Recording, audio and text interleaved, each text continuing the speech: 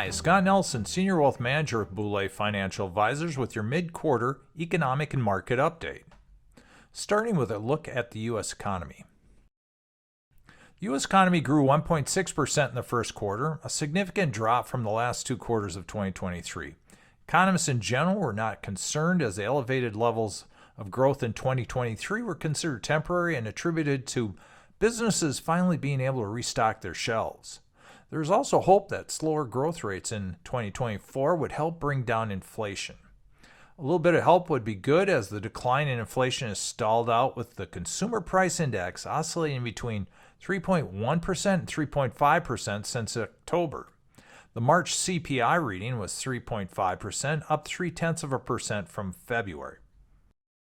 While a rise in the cost of energy was cited as one of the factors for the March increase, the growth of energy and food prices has slowed considerably to an annual rate of just over 2%. The big sticking point to lower inflation is the cost of housing, which is still rising at a 5.7% annual rate in March.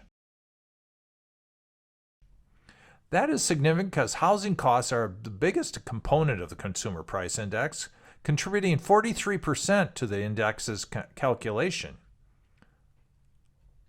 Another factor influencing the rate of inflation is the cost of labor that goes into making goods and providing services in the U.S.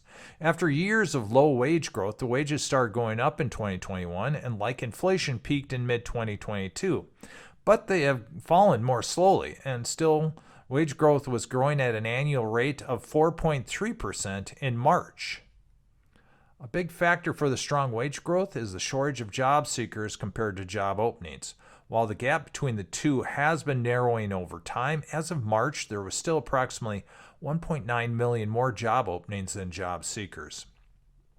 And that is keeping unemployment low, with April's unemployment rate coming in at 3.9%, up 0.1% from March. The unemployment rate has now stayed below 4% since February of 2022. Good news on the job front, one of the reasons that consumer spending continues to be strong. Spending was up 0.8% in both February and March, and there has been not a monthly decline in spending in over a year. So let's look at the markets next. With inflation remaining elevated, hopes for lower interest rates in 2024 have diminished, causing bond markets to pull back. Overall, the U.S. bond market's down 1.48% for the year, per the Morningstar Core Bond Index. Short-term bonds have fared better and are up about 0.25% for the year, while longer-term bonds are down approximately 4.9% for the year. Overall, government bonds are down about 1.6% for the year, while corporate bonds are down about 1.2% per their corresponding Morningstar indices. The stock market started the year strong on expectations of interest rate cuts, but has managed to hold up now that those cuts have been pushed off. Overall, the U.S. stock market is up just about 10% for the year, but is essentially flat for the second quarter, as measured by the Morningstar U.S. Market Index. Looking overseas, we're seeing improved growth in some of the biggest international economies in 2024, and that has international markets outpacing the U.S. in the second quarter. The Morningstar Global Index that excludes the U.S. is up 1.6% for the quarter, but is still trailing the U.S. for the year by about 4%. Emerging markets have surged in recent weeks, up nearly 3.5% in the second quarter. But overall, developed markets are still leading, up 6.32% for the year to 5.85% for emerging markets per their respective Morningstar indices.